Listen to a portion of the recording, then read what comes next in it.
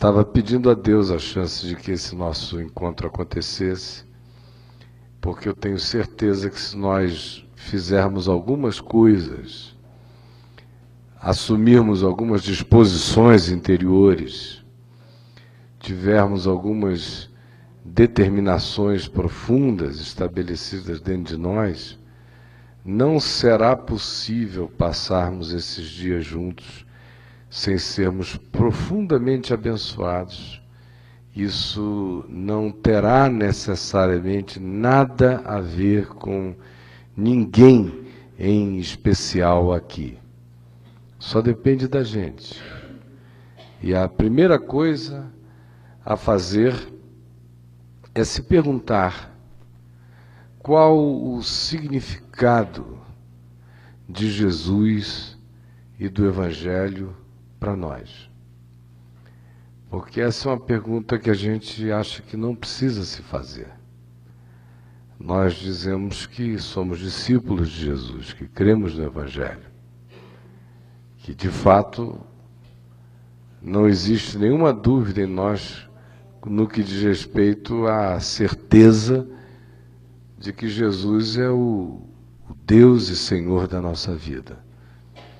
Mas isso é o que sai da nossa boca, a gente se agarra a isso, e essa declaração para nós tem muita importância, sobretudo por causa das nossas necessidades de segurança religiosa de natureza psicológica. Mas na prática, no fundo e de verdade, a questão continua. O que Jesus e o Evangelho têm a ver com a gente? E eu acho que uma boa referência que a gente poderia ter diante de nós para checar esta questão e ver a pertinência e o significado dela, é a gente se perguntar como é que nós estaríamos nos sentindo se essa sala aqui fosse o cenáculo no qual os discípulos estavam reunidos logo depois de Jesus ter sido assunto aos céus no Monte Olival. Como é que vocês acham que estava a mente deles? Eles tinham acabado de ser chocados pela cruz, perplexados para sempre pela ressurreição, e carregavam sobre eles a promessa do Pai, de que receberiam poder ao descer sobre eles o Espírito Santo, e eles seriam testemunhas de Jesus.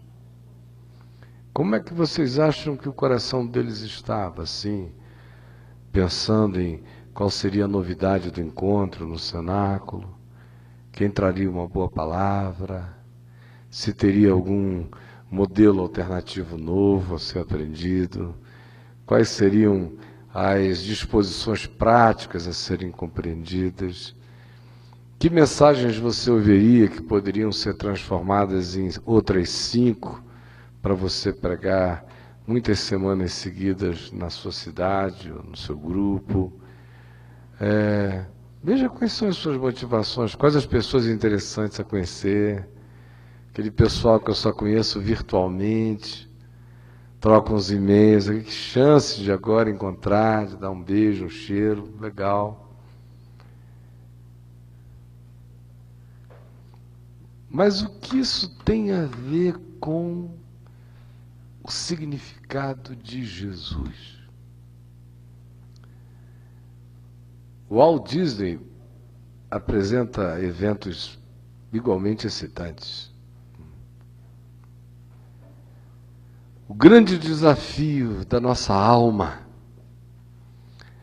é termos a possibilidade de nos reapaixonarmos por Jesus e pelo Evangelho como fruto de um impacto existencial do Espírito Santo em nós, fazendo ressurgir no nosso coração aquela alegria dos que são primícias em Cristo na fé no Evangelho. Ou seja, se não surgir na gente aquela alegria primitiva, aquela expectativa primitiva, aquela certeza de que o Espírito Santo não é uma doutrina, nenhum objeto de discussão, nenhum tema para reflexão, nem um assunto de natureza extraordinariamente polêmica para alguns, mas que ele está vivo, foi prometido, nos habita, está vivo e quer crescer em nós. E o Jesus que ressuscitou de entre os mortos não é uma memória, não é uma lembrança, é nossa amizade, é nossa paixão, é nosso vínculo, é nossa disposição, é nossa loucura, é nossa mania radical, é a essência do nosso ser, é a desconstrução da nossa vida, tornando-a inadequada a qualquer modelo outro existencial. É Deus e Senhor, é princípio e fim, é Gênesis e Apocalipse, é o mundo que começou e terminou e se fez eterno em nós. Porque era assim que aquelas pessoinhas estavam. A segunda coisa que precisa haver em nós e que a gente tem que agarrar como uma decisão do Espírito é nos esquecermos de todas as nossas arrogâncias, presunções de saberes e de conhecimentos. De fato, não ficar aqui com espíritos comparativos. Essa não é uma reunião de acadêmicos nem para acadêmicos. Não é uma reunião para pessoas interessadas em algumas emulações de natureza intelectual. Não é uma reunião para a gente fazer síntese e consolidação de informações extraordinariamente novas. Não é um encontro para estimular a curiosidade de ninguém. Não existe aqui nenhuma nova proposta, nenhum novo modelo. A única coisa que existe é uma disposição de que não haja nada novo. Porque todos os nossos novos modelos foram criados por nós algum tempo atrás. Nossos novos modelos são falácias.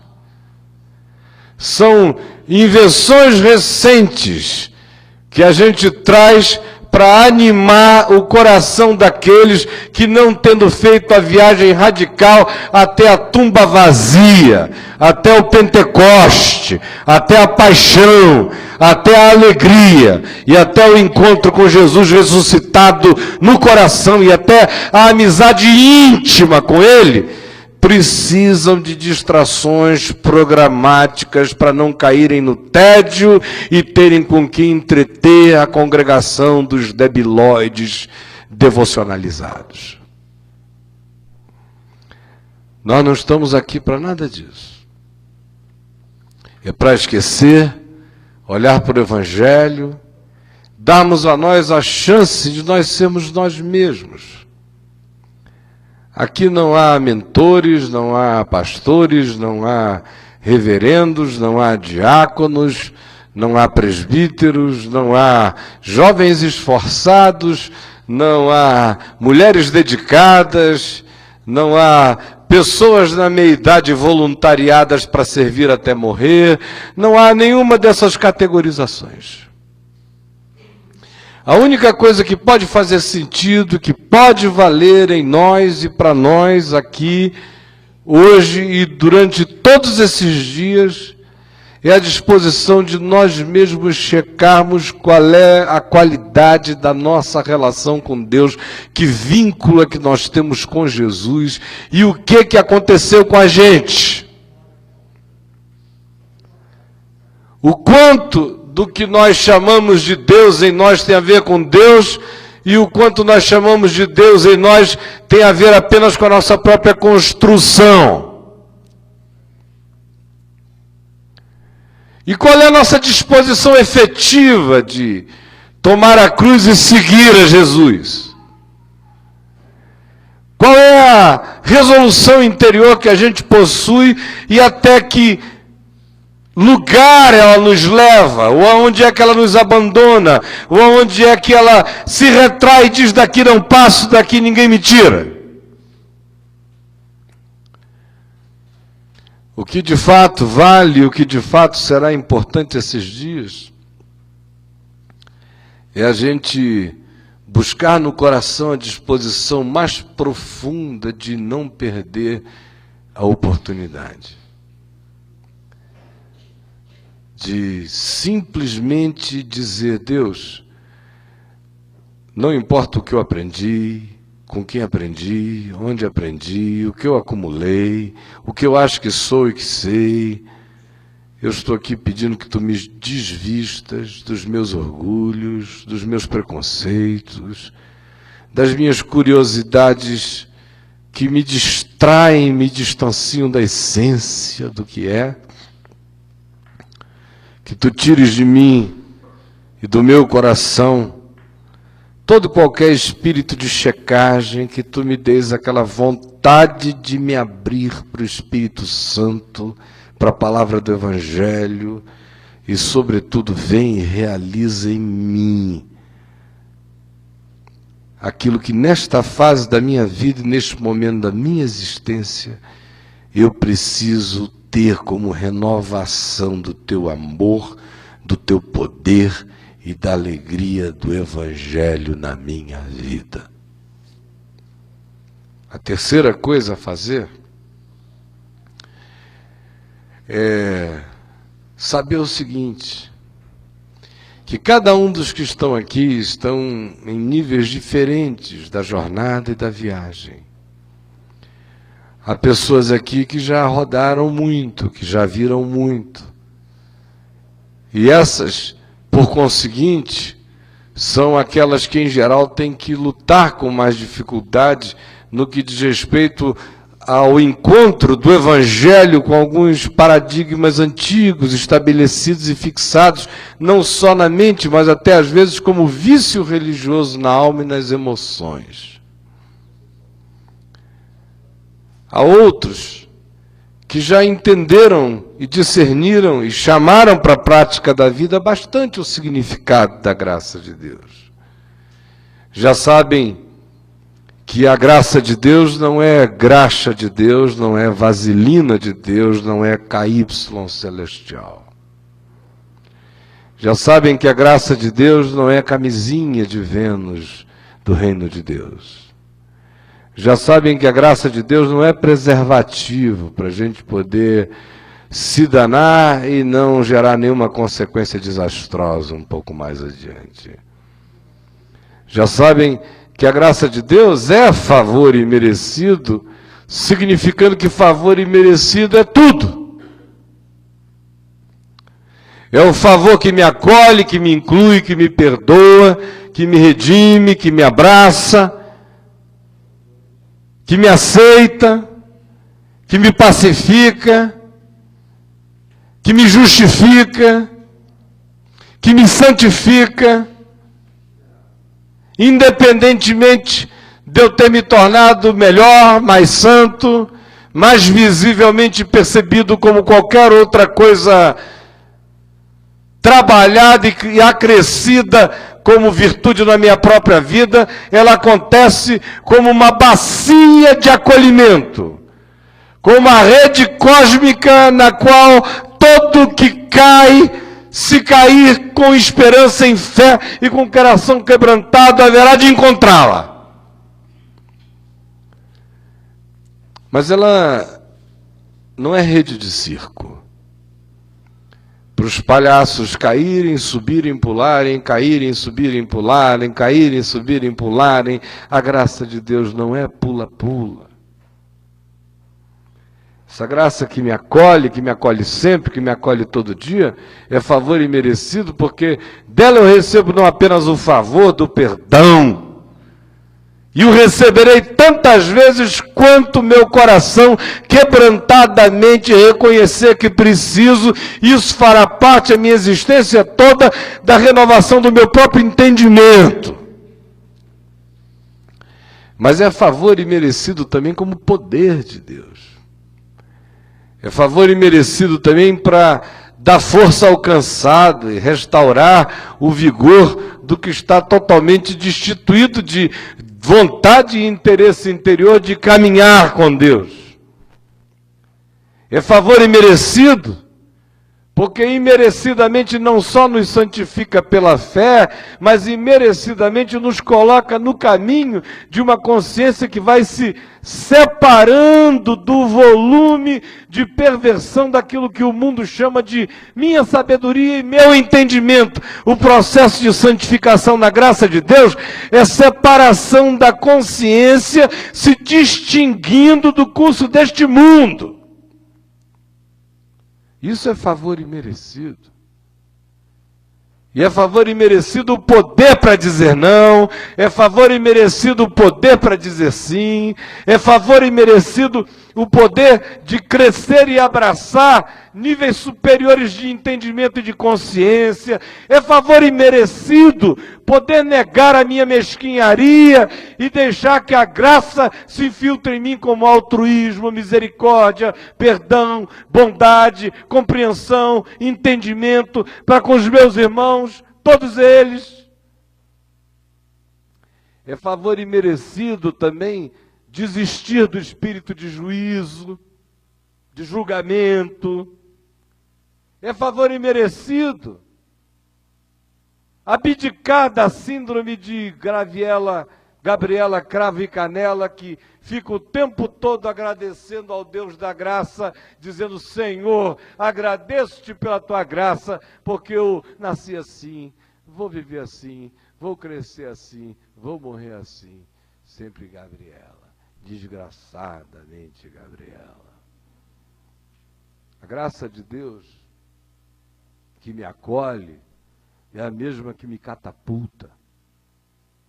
A graça de Deus que me perdoa é a mesma que me transforma. A graça de Deus que me abraça é a mesma que me envia. A graça de Deus que me dá descanso e paz em Deus é a mesma que me inquieta, que me angustia, que me impregna de espírito de profecia, que me dá paz paradoxalmente, ao mesmo tempo em que estabelece em mim um desassossego de vontade de anunciar o reino de Deus entre todos os homens, e não me deixará viver o gozo da plena paz, se essa plena paz que me traz descanso não viver o paradoxo de ser um descanso que descansa enquanto caminha e anuncia o evangelho que não para. A graça de Deus, que é favor imerecido e que leva a cativo o cativeiro, todo cativeiro, como diz Paulo em Efésios 4, essa mesma graça que em Cristo leva a cativo todo cativeiro, todo domínio, toda opressão, toda potestade com poder de esmagamento sobre nós. Essa mesma graça que em Cristo destitui esses poderes é a que concede dons aos homens. Nos aquinhoa com dons na mesma medida em que nos liberta. É extraordinário, porque nessa graça o que se sabe é que ela retira cativeiro e dá dons. Tem gente que quer no máximo dons, mas diz: Senhor, preserva o meu cativeiro. Enche-me de dons, apesar dos meus cativeiros. Estão mais interessados em dons do que em libertação do cativeiro. Querem ficar agraciadamente presos, carismaticamente agrilhoados, fascinantemente aprisionados, purpurinicamente tiranizados. Mas a graça que concede dons aos homens, antes de concedê-los, ela leva cativo o cativeiro. Ela tira todo esse espírito de catividade, escravidão, porque é na medida que o espírito de escravidão sai de nós, que é espírito de morte, que é espírito de dúvida, que é espírito de negação, que é espírito de auto-engano, que é espírito de arrumação de camuflagens para a gente não botar a própria cara para fora. Quando esse espírito de cativeiro e de engano é tirado de nós, na medida em que ele vai sendo supresso e arrancado, e o nosso ser vai sendo liberto de todas essas raízes de catividade, com os seus sugadores, com as suas ventosas nos chupando em todas as áreas do ser, mas quando pela graça elas vão sendo retiradas, na medida e na proporção em que elas vão sendo retiradas, são agregados dons a nós. É por isso que se diz que aonde abundou o pecado, superabundou a graça.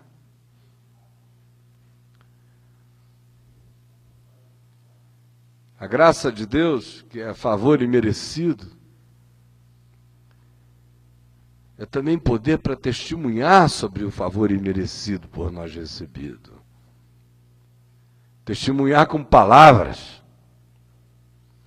Testemunhar com intrepidez, com ousadia, com alegria, com vontade renovada.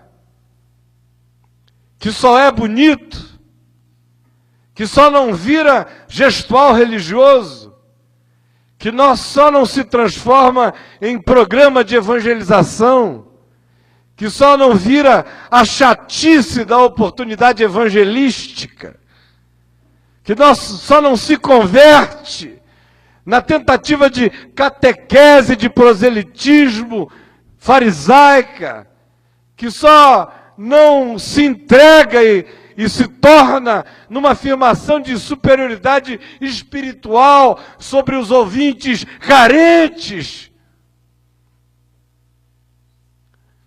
Se for uma fala de amor, se não for o cérebro falando, mas for o coração gozando, se não for a mente inventando, se não for a inteligência strategizing, para saber como se vai entrar nesta alma, ou nesta oportunidade. Só não será horrível e só será bonito se for como sempre foi, como Jesus disse que deveria ser. Indo, falem do que vocês estão cheios, porque a boca fala do que está cheio o coração. Por isso não se embriaguem com vinho, mas encham-se do Espírito Santo, para que a boca fale muito do que está cheio o coração. Não se preocupem com o que vocês terão que dizer, porque quanto mais confiantes e quanto mais cheios de amor, e quanto mais certos do cuidado de Deus, e quanto mais grávidos da soberania, e quanto mais possuídos pela certeza de que aquele que tem todo o poder nos céus e na terra é o mesmo que disse: eu estou convosco todos os dias. Se isso estiver presente em nós como paixão, como amor, como certeza e como alegria, o que brotar da nossa boca brotará com um poder cada vez maior e incontrolável. Especialmente se tudo isso acontecer com a naturalidade daqueles que simplesmente se movem na vida como quem cumpre os ritos simples da verdade, do amor e da misericórdia.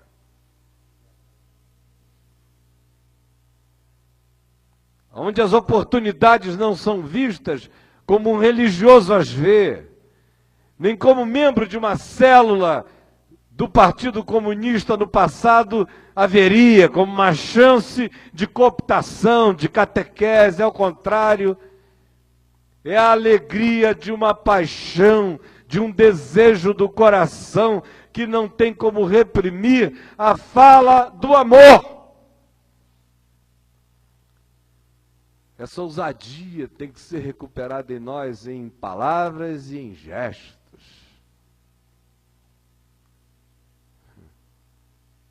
Quanto tempo faz que você não anda atrás de alguém porque o Espírito Santo mandou?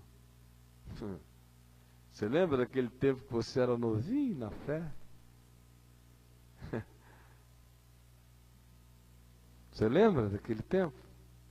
Em que às vezes você ia andando na rua, se é que você é daquele tempo, porque tem muita gente que se converteu de 15 anos para cá, quando já não era mais esse tempo, já estava todo mundo na sem-vergonhice mesmo. Mas quando eu me converti, ainda se acreditava que o Espírito Santo falava. Hoje em dia o Espírito Santo só tem macrofalas, falas globais. Tem a ver, fala sobre povos, sobre grupos, nichos, eventos. O Espírito Santo não fala mais acerca de indivíduos. Nem o Espírito Santo se interessa mais por indivíduos hoje em dia. Perder tempo com um cara. O Espírito Santo hoje em dia manda correr atrás de uma multidão, mas da Dona Maria não. E se a Dona Maria for pobre da terceira idade, menos ainda. Até preso e presídio já não é mais visitado hoje em dia, porque não dá para levantar oferta lá dentro. E vocês viram como os hospitais foram abandonados completamente? Moribundo não bota dinheiro na sacolinha. O que eu estava dizendo, no entanto, é acerca daquele tempo no qual, como loucos, a gente andava atrás ainda de indivíduos que a gente não conhecia o nome.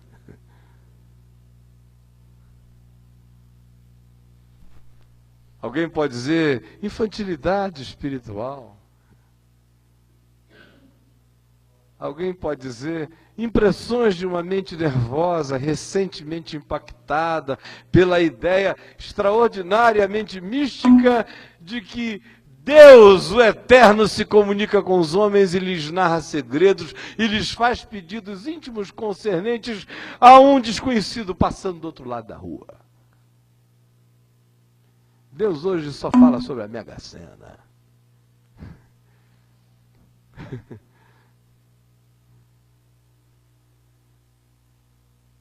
Quanto tempo faz que você não levanta de lugar nenhum por causa de um impulso espiritual? Não estou falando daquele impulso que você tem assim, quando diz assim, vou me levantar e vou ver aquele galpão, porque pode ser que ele seja bom para alugar, para fazer um culto. Hoje em dia também o Espírito Santo só impulsiona pessoas para verem prédios, galpões e oportunidades para crescimento.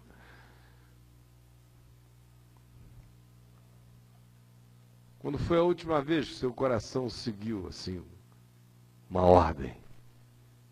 Quando foi a última vez que houve uma ordem no seu coração?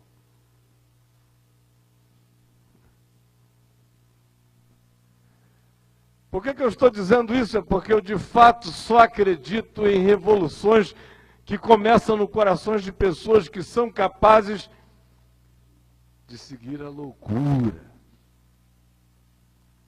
Revolução é para loucos, é para subversivos, é para kamikazes, é para dementes do amor, é para apaixonados, é para surtados que acreditam que eles têm um significado tão visceral na história humana quanto tiveram Pedro, Paulo, Tomé, Bartolomeu.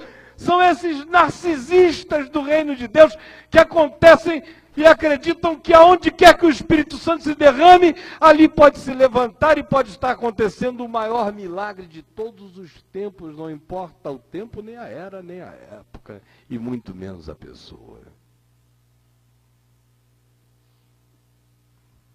É quem acredita que o Espírito da ressurreição está produzindo ressurreição veemente todos os dias e o fará. A expectativa é que, portanto, a gente se deixe possuir por essa vontade enorme, que não é motivada por estatísticas, nem por competição, nem por porfia, nem por qualquer que seja referência humana, muito menos por inveja e por disputa, que são coisas malignas da carne no coração. Nossa motivação tem a ver com contar para os outros o que nos aconteceu, e como alguém já disse na Índia, quase 100 anos atrás, essa é uma tarefa que só pode acontecer com genuinidade quando nós nos sentimos como mendigos que encontraram pão e apenas se levantam à procura da comunidade dos outros mendigos para dizer onde o pão está.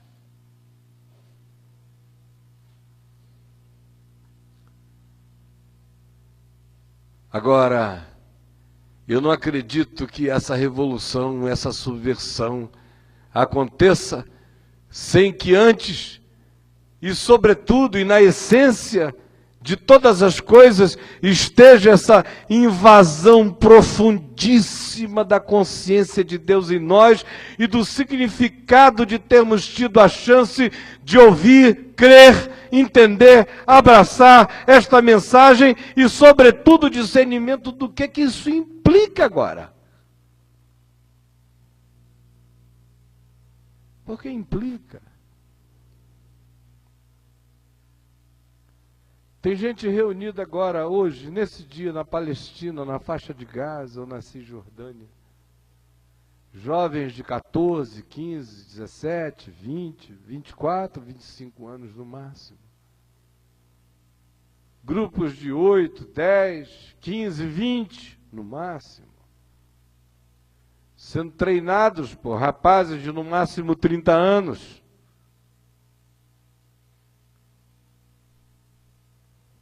E se dispondo, nesta hora, a abrirem mão de qualquer que seja a expectativa estatística para o resto das suas existências, aceitando a determinação de uma data, dia e hora, para se involucrarem com conteúdo imenso de bombas e se atirarem contra um grupo humano estrategicamente selecionado para causar o maior dano de natureza política, diplomática e de significado e de simbolização possíveis.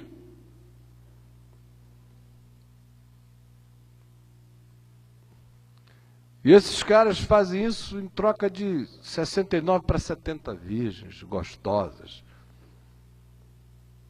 Do Jardim de Alá,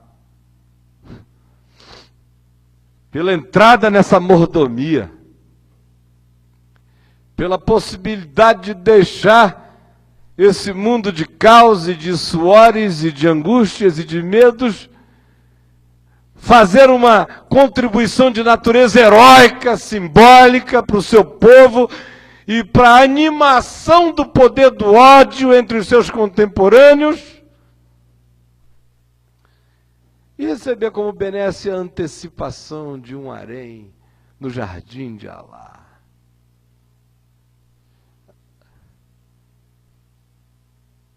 Esse pessoal não precisa de van para pegar. Eles vão de qualquer jeito. Esse pessoal não tem reclamação, não tem pergunta. Esse pessoal ouve e vai. A voluntariedade de um dia significou o atrelamento deles até o último dia. E a gente vem dizer que a gente ama Jesus? Com certeza a gente ama Jesus muito menos do que eles odeiam os inimigos deles. A intensidade do ódio deles pelos inimigos deles, ou o amor deles à causa deles, motivada pela amargura e pelo ódio, são absolutamente mais extensos e mensuráveis pela qualidade de decisão radical que eles estão dispostos a tomar, do que nós, que dizemos que somos motivados por amor, pelo Evangelho, por Jesus, mas somos feitos de açúcar, unção de algodão doce, bonecos de circo, interessados apenas em chamar de missão os seus próprios caprichos. Eu tenho uma coisa a lhes dizer: os terroristas palestinos, com o seu ódio exacerbado e com a coragem ilimitada de levá-lo aos extremos da morte, haverão de julgar os cristãos pelos seus amores omissos e improdutores de qualquer coisa, a não ser da defecção das suas próprias fezes pela paralisia no lugar de onde eles jamais se moverão de medo, acobertado de canções de um amor que não move ninguém, nem de um lado para o outro da rua.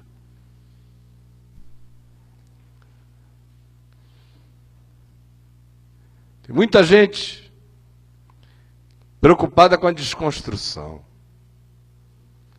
O pessoal encontra comigo e diz assim: nós estamos no meio da desconstrução. E tem gente que gosta de desconstruir porque desconstruir é muito fácil. Você entra com aquela bola desse tamanho de aço,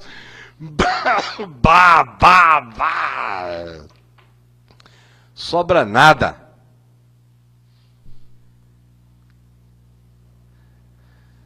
Mas tem gente que está abrindo empresa de desconstrução.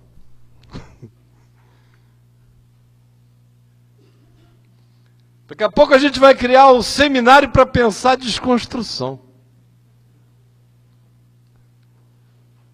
Ou nós vamos ficar com ciúme de qualquer outra desconstrução, porque vamos dizer: nós é que começamos a desconstrução. Nós temos o direito de primogenitura desse negócio. Reservamos a patente. Queremos royalties. Não tem o G12? Esse é o GD, construção. Todo mundo com a marreta na mão.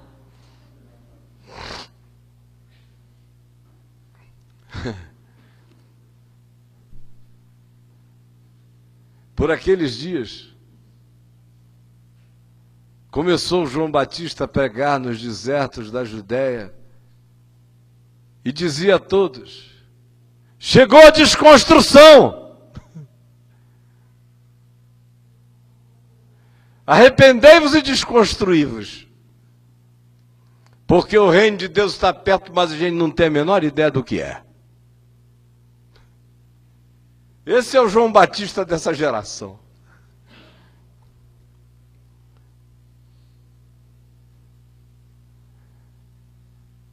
Interessante que Jesus não tentou desconstruir o judaísmo, não tentou desconstruir o sinédrio, não tentou desconstruir nada. Ele desconstruiu isso tudo, não dando a mínima para a existência dessas coisas.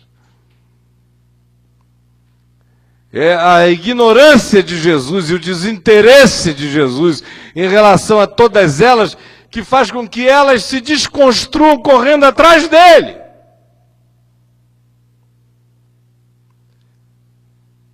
Se o convidam, ele vai. Se dão a palavra, ele fala. Se fala e ouvem bem, ele sai. Se sai dali e o seguem, ele diz: vem. Se chamam no dia seguinte, ele volta. Mas ele nunca volta mais do que 2 ou 3 dias, porque se torna insuportável.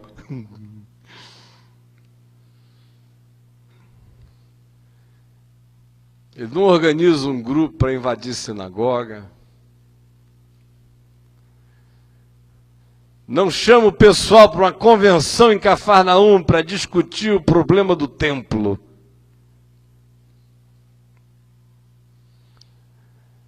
Ele simplesmente diz: já não te chamarás Simão, tu te chamarás Cefa, fragmento de rocha, Pedro, pedra, vem, segue-me. Qual é o teu nome? E alguém diz o nome, então vem, segue-me. Ou qual é o teu nome? Os nomes são de um tipo, ele muda, às vezes até com bom humor, jocosidade, definindo a qualidade da personalidade do indivíduo e diz: vem, segue-me. Mas não há nenhum chamado numa convenção para que o grupo inteiro tome uma decisão acerca de uma passeata de tomada de Jerusalém. Jesus não marchou a marcha por Jesus.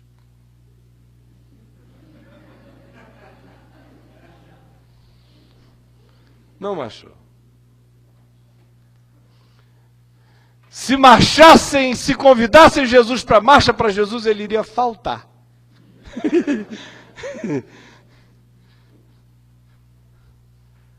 A entrada dele em Jerusalém era cumprindo dia e hora. Não era um evento para se repetir todo ano. Aí Jesus entrando em Jerusalém, nem Jesus resistiria a esse rolo compressor de idiotização humana. Se Jesus entrasse em Jerusalém, montado jumentinho, 13 vezes, ele se embabacaria.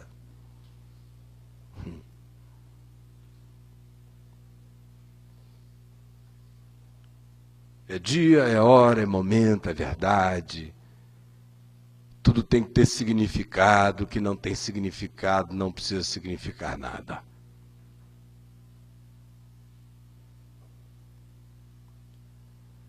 Não precisa haver marketing.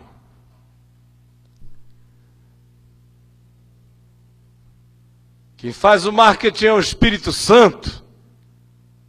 Ele disse: não cuideis, quando estiverdes na presença de reis, de gentios, de sábios, de coisa alguma, porque eu vou dar a palavra. Mandou não procurar a melhor posição, mandou não buscar o primeiro lugar, disse que tudo isso é desimportante. Sua missão de salvação do mundo é precedida por um maluco que tem uma história para contar para o mundo inteiro e resolve narrá-la do deserto.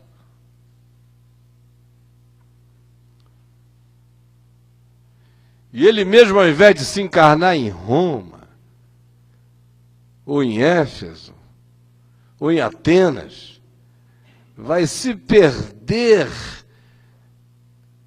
na dessignificação de Belém e no encruamento improdutivo de Nazaré,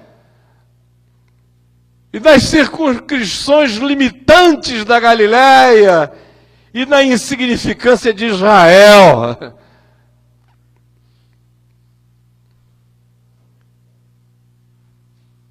Porque não seguia a um marketing, mas seguia ao Espírito de Deus, que não cria carvalhais, cria sementes, que não cria oceanos, cria fontes.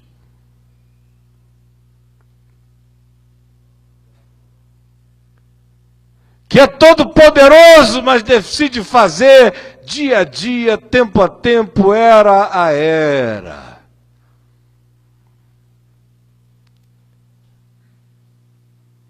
E que determinou que a semente que se abra mais rapidamente entre nós seja também aquela que morra no final do dia. Porque as que haverão de produzir árvores seculares, mesmo no ato de brotar, brotarão com a devida solenidade e com a gravidade do que carregam. Assim é com Jesus, assim é no reino. E esses dias aqui, nosso grande desafio será perguntarmos a nós mesmos o que é que nos trouxe até aqui ao caminho da graça. Será que já não está na hora de mudar na sua mente o paradigma motivacional? Será que já não está na hora de mudar na sua mente a referência? Será que já não está na hora de haver uma conversão dentro da conversão, assim como haverá necessidade de haver milhares de conversão dentro da própria conversão todos os dias? Pode ser que você tenha chegado traumatizado. Pode ser que isso aqui para você tenha sido apenas o anteparo do empurrão. Você levou um empurrão, saiu catando cavaco e, pela graça de Deus, bateu de testa no colchão do caminho da graça e disse: aleluia.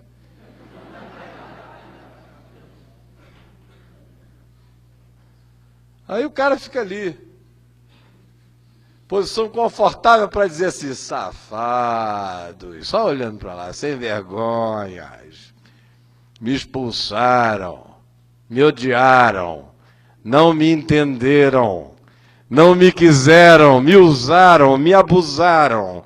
Vai ficando até com boca de ébrio. Aqui é tão confortável. Não tem dízimo. Não tem oferta. Ninguém precisa fazer nada, aleluia. Aqui é o meu lugar.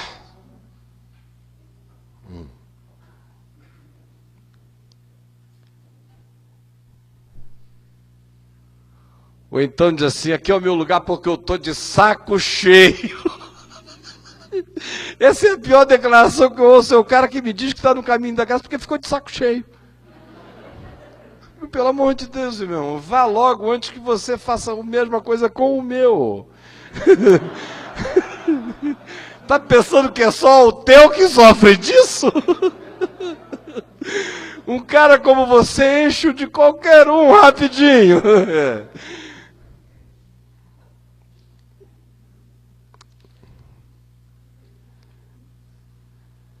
Tem muita gente que veio para cá para fugir do leão, da Receita Federal Evangélica. Porque não tinha mais dinheiro para pagar em tanta programação. Aí veio. Tem um cara que disse: eu vou para lá também porque é o seguinte, eu já passei dos 32, até agora eu não sei se eu gosto de homem ou de mulher, pelas vias das dúvidas, vou ficar num lugar onde pelo menos eu não serei apedrejado quando eu me decidir.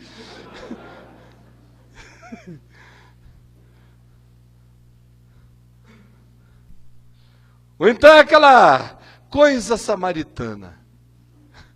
5 maridos já tive. Esse que agora tem não é meu marido. E olha, eu sou sincero, hein? Isso eu digo com verdade. Deus ama a verdade, essa é a minha. Não sei qual vai ser a minha amanhã, mas hoje é essa.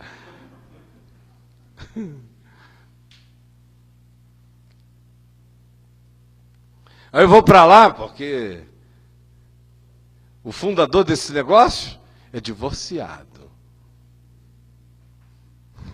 Aí isso vira assim, qualificação para mim nesse ambiente dos outcasts. Mas tem gente que encontra essa identificação. Vocês já pensaram, coitados desses discípulos?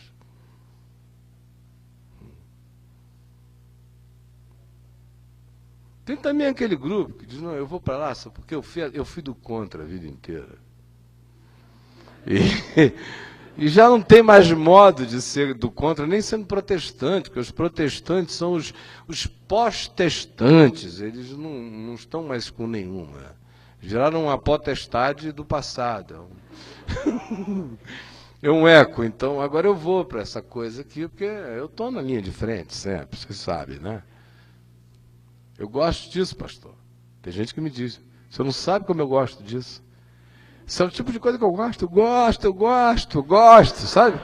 Tem a impressão, assim, a mesma coisa que ele está dizendo: onde tem eu entro. Se abrir outro, eu me matriculo também, eu estou em todas.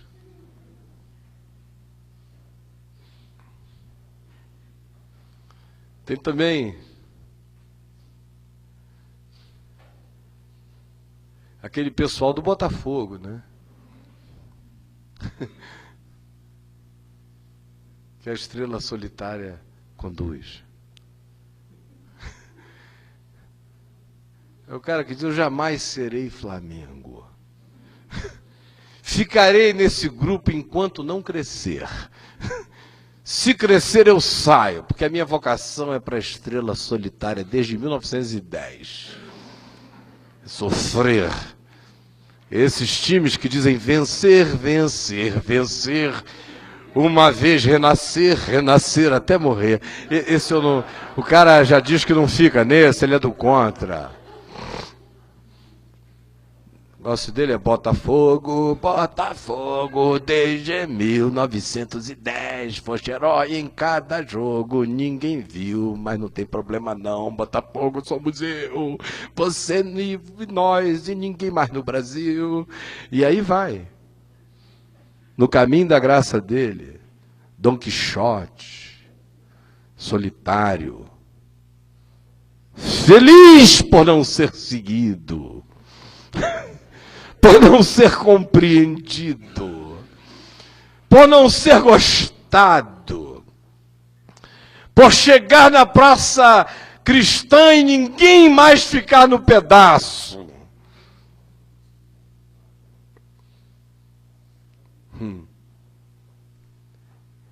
É uma hora para a gente checar a nossa motivação e ver qual é a conversão na conversão que a gente tem que fazer e ver se a motivação que originalmente nos empurrou para dentro dessa viagem que a gente vem fazendo junto, se justifica ainda hoje, dado o tempo decorrido, ou se, em permanecendo você nela, não se instaurará em você um processo de imbecilização que vai paralisar sua existência. Por isso, é hora agora de ver qual o significado da sua presença na jornada. Eu, de minha parte, não tenho tempo a perder. Eu levei um cacete do diabo que vocês não têm ideia. Um cacete. Violento. E eu vinha pregando o evangelho desde os 18 anos de idade. Ninguém, nem entre amigos, nem entre inimigos, em lugar nenhum, para ficar em pé e dizer qualquer coisa.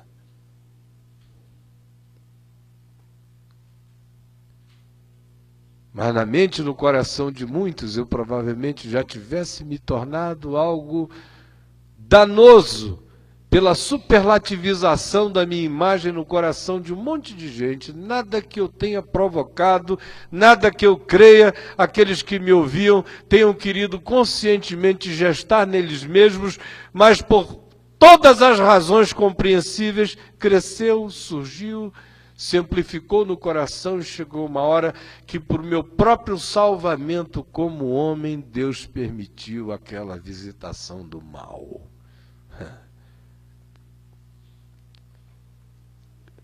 E o ódio do diabo, a quem, graças a Deus, eu não conheço com intimidade, mas com extrema frequência já bati de frente com ele, nenhuma intimidade, mas nenhuma falta de familiaridade, porque a figura eu já encontrei com ele milhares de vezes por aí. Pensava que tinha ganho poder para destruir o que Deus mesmo tinha feito. Ele só não sabia que era uma outra fase. E que nesse momento da minha própria existência, essa terra que eu sou precisava ficar catastrófica e vazia para que o Espírito de Deus outra vez pairasse sobre as águas e houvesse luz, e primeiro dia, e segundo dia, e todos os outros dias da minha reconstrução. Só que eu não tenho mais tempo a perder. Não tenho.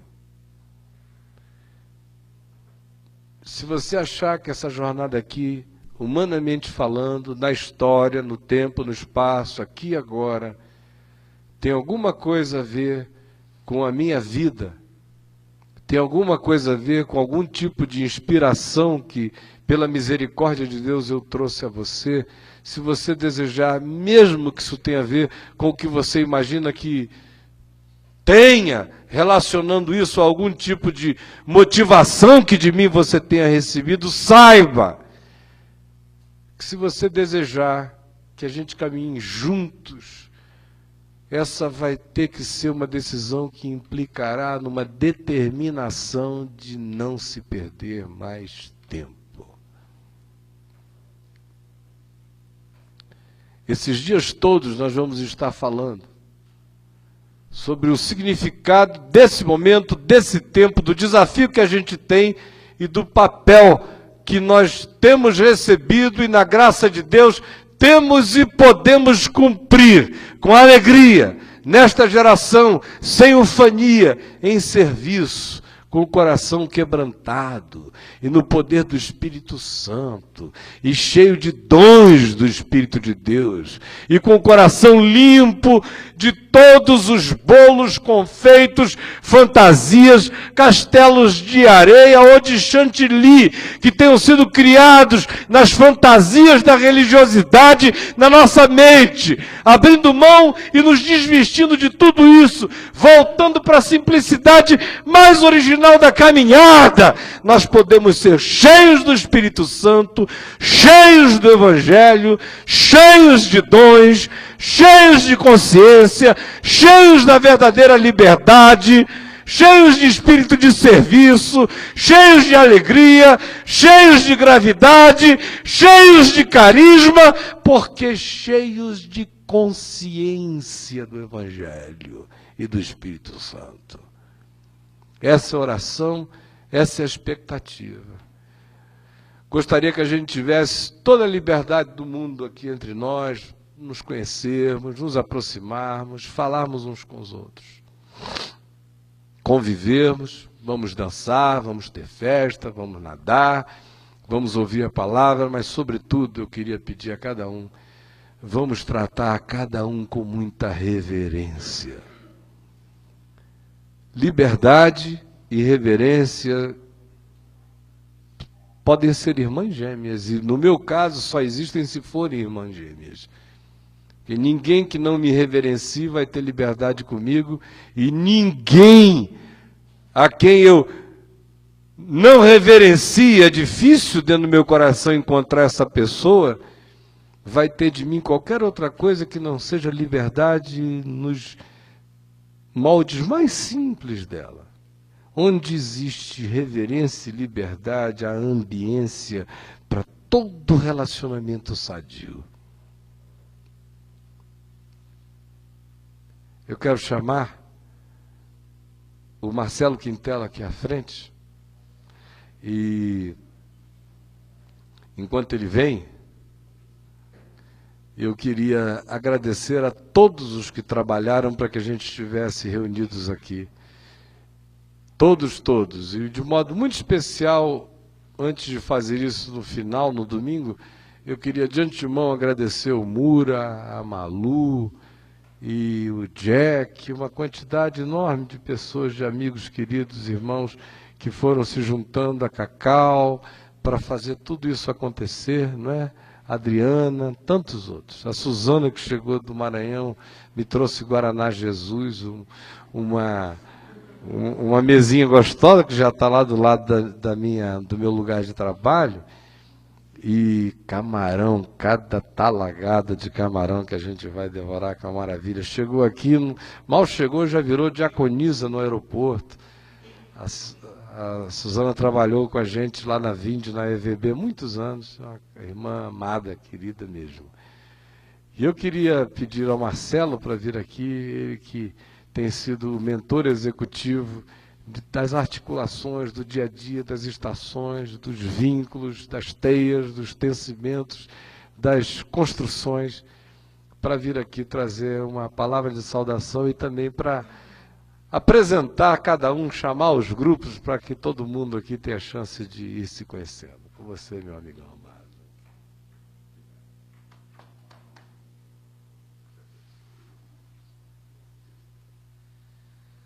Boa noite, meus amigos, meus irmãos. Estava escrito lá no papelzinho que eu daria umas boas-vindas. Todavia, em nome de quem veio, que eu quero agradecer o pessoal que propiciou esse encontro. Eu imagino como deve estar o Mura, a Malu, a Cacau e os demais, porque quem faz evento sabe, essa altura do campeonato, as carnes já estão fibrilando, não é? E o olho ardendo e a cabeça pesando. Então, toda a nossa gratidão para vocês, viu? Muito obrigado mesmo. E a Ana, aos demais que eu não sei quem é, e não conheço, e tiveram envolvido com isso. A Dorinha também. Agora, há um ano atrás, mais ou menos, nós tínhamos tentado alguma coisa parecida com isso. Foi quando o pastor Caio me apresentou a Malu. E a Malu chegou chegando. Marcelo, como vai ser? O que a gente vai fazer? Eu tenho 4 hotéis, todos 5 estrelas, né? Porque ela tem essa habilidade de promover eventos. E aí a Malu foi se contextualizando e percebendo que, na real, a gente tem outro contexto. E então eu dou graças a Deus que naquela ocasião nós não conseguimos fazer, e então o pessoal de Brasília resolveu assumir de uma forma a propiciar que a gente estivesse aqui num lugar onde um valor tão baixo, em considerando que são 4 dias com refeições, boa estadia, nós não viemos aqui num camping, a gente está bem alojado, e fizeram esse milagre que até agora não está explicado e nem nos explique, para não... Falta mais uma parcela de R$180. Depois a gente não quer saber, mas agradece muito, muito mesmo, viu? Porque eu sei que foi para fazer com que tivesse a maior representatividade das estações aqui. E essa foi nossa expectativa, de que a maior quantidade de pessoas das diversas regiões estivesse aqui. Primeiro encontro em Brasília, até hoje, surgiram dezenas de núcleos comunitários, de pequenas estações, de grupos, alguns caseiros ainda, outros já procurando reuniões regulares, dominicais e tal. E aí foi crescendo a demanda por suprir todas as necessidades que iam surgindo.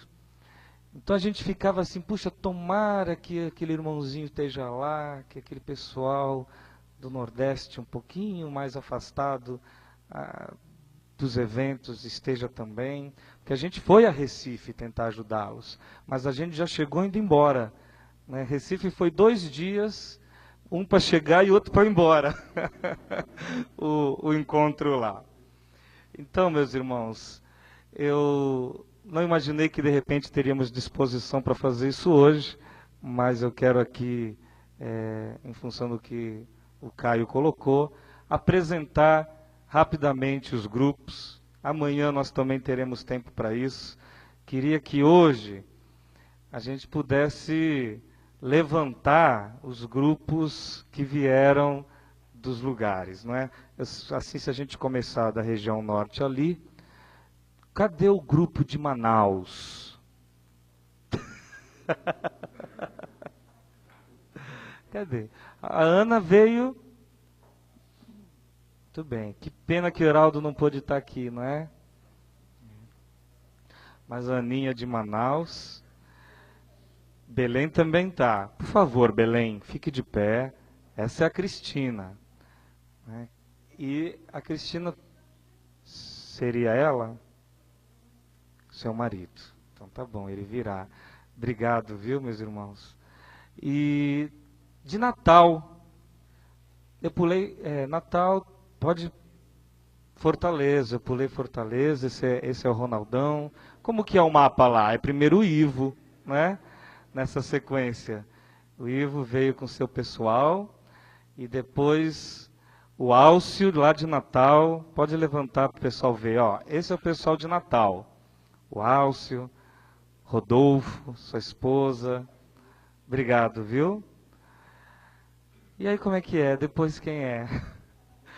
Não, eu aprendi geografia bastante nesses 2 anos aí, muito. Mas aí de Abreu e Lima veio alguém? O pessoal de Abreu e Lima não veio dessa vez do Marquinhos. E de Recife? A Mag, com suas amigas. Então essa daí é a Magna de Recife, tá bom? Obrigado, viu, gente? E aí vamos descendo. Veio alguém de Alagoas, de Sergipe? Petrolina? Não, não é? E Salvador? Da Bahia tem alguém?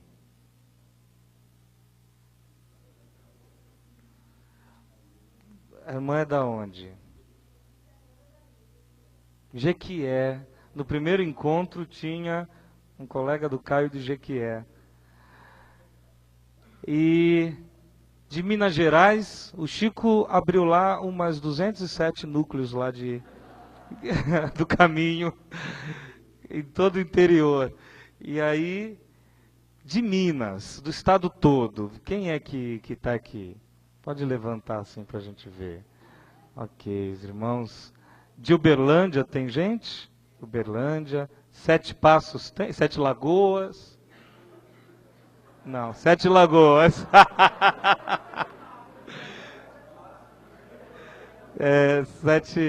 É que eu conheci as capitais, mas agora já temos que ir para o interior.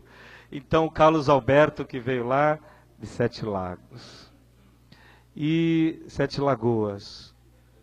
Contagem, também tem Contagem. Tem uns trabalhos começando por lá. E aí, Vitória, o Carlos Clay deve vir amanhã pela manhã. Tem mais alguém de lá, de Vitória, Vila Velha? A sua cidade. Então, esse irmão ele tem uma venda. A venda nova do imigrante. Lá no interior do Espírito Santo. O Belino, fluminense, junto com a sua esposa. E aí a gente então chega em São Paulo, né? Depois o Rio de Janeiro. Rio de Janeiro. Não, Centro-Oeste só depois, porque vamos encerrar com vocês. E o Rio? De Rio? Você é o Luciano de Niterói. A gente se fala por Skype, né? Prazer, meu amigo. E aí, quem mais? Você veio da capital? Ah, Duque de Caxias com Carlos Alberto. Então tá bom. Você conhece ele, Luciano?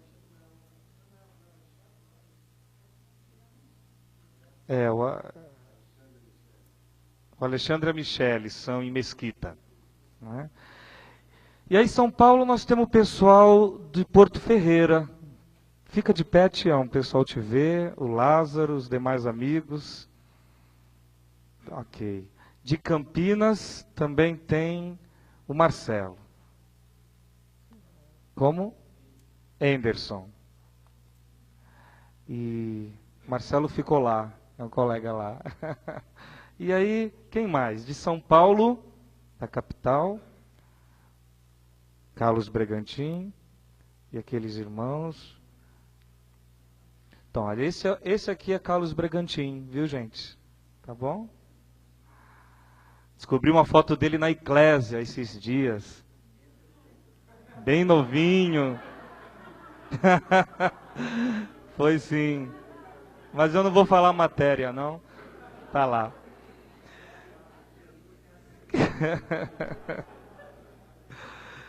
E eu trouxe um pessoal de Santos também. Queria, não sei quem de Santos não foi dormir, mas pode ficar de pé aqui. O Valmir, o Gilson, ali o Leandro, o Tupi, o Cleiton, meu amigo. E tem também o Adenilson, tá aqui. Quem mais? Bauru.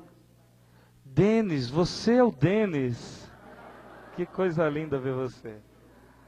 Muito bom. Então, Denis de Bauru com o pessoal dele. Do estado de São Paulo, quem mais que está aqui, além de Atibaia, o Elias com a Ellen? Ele é o Elias do Pau Toque. Todo mundo apresenta assim, não é? E é o Djavaniando. Mais alguém do estado de São Paulo? Nós não temos alguém lá do sul do país? Quem fez a viagem mais longa? O Newton. Quem mais? O Newton é sua sobrinha. Muito bem. E aí vocês vieram de Paranaguá, né? Então nós estamos iniciando um caminho lá em Brusque. Não sei qual que é a distância. É longe? É. Brusque, próximo a Joinville. E no sul tem o pessoal de Curitiba, né? Que não sei se puderam vir, se alguém veio de Curitiba. Agora, eu sei que do Centro-Oeste, do pessoal que nos recebe aqui, nós temos o pessoal de Goiânia também. Daqui eu estou vendo o reverendo Eudaldo, não é isso? De Anápolis, isso. Irmão também de Anápolis, de Goiânia. E de Taguatinga? Bastante gente de Goiânia. Quem é de Goiânia fica de pé para a gente ver. Por favor. Então, esse é o pessoal da estação Nascente lá em Goiânia. Tudo iniciativa aqui do Caminho Brasília. Tudo Fonseca que tá indo. E de Taguatinga?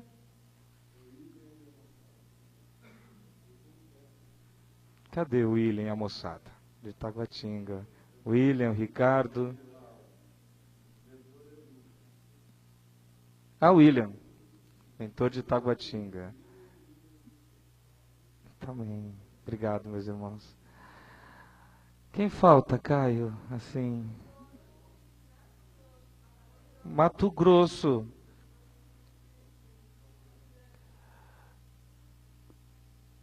Eu estou tentando. Alex. Então, eles ainda não começaram a estação lá, estão começando, não é? Eles vieram aqui dar uma espionada, saber qual é, e vamos ver o que acontece lá. Mas é o Alex.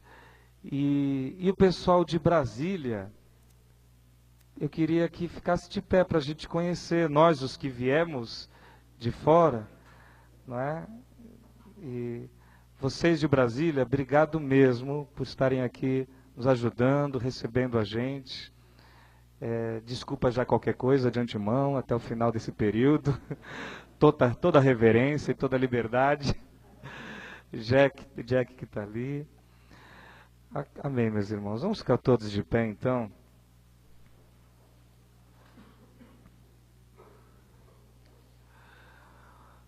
O caminho não faz eventos por fazer eventos, como o pastor Caio falou, né?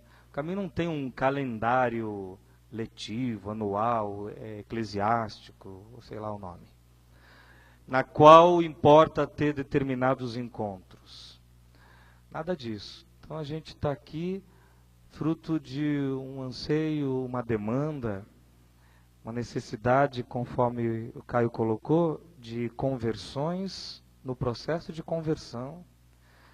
E essa é toda a nossa expectativa aqui. Eu queria que nós orássemos por isso, para que